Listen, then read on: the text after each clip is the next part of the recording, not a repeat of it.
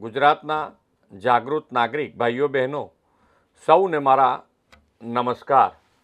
આજે સૌને એક નમ્ર વિનંતી સાથે મહત્વપૂર્ણ સંદેશ આપવા હું ઉપસ્થિત થયો છું।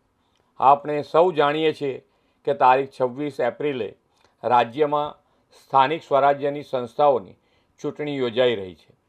આ માત્ર એક ચૂંટણી નથી, પરંતુ આપણા લોકતંત્રનો પવિત્ર ઉત્સવ છે।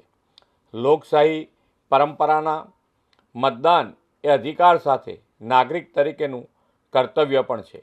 તમારા એક મત તમારા શહેર, જિલ્લા અને તાલુકા તથા ગામ અને સમગ્ર સમાજના વિકાસને વધુ ગતિ આપશે। એ માટે દરેક મત અમૂલ્ય છે। હું રાજ્યના દરેક મતદારોને હાર્દિક અપીલ કરું છું કે 26 એપ્રિલે મતદાન કેન્દ્ર સુધી જરૂર પહોંચો અને મતદાન અવશ્ય કરો।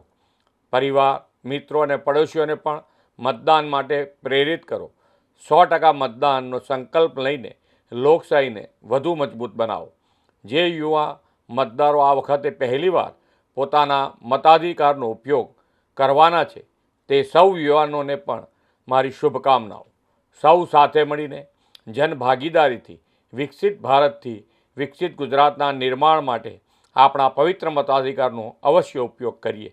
ચાલો 26 એપ્રિલે આપણે 100% મતદાન કરીને લોકશાહીના આ મહાપર્વને સફળ બનાવીએ।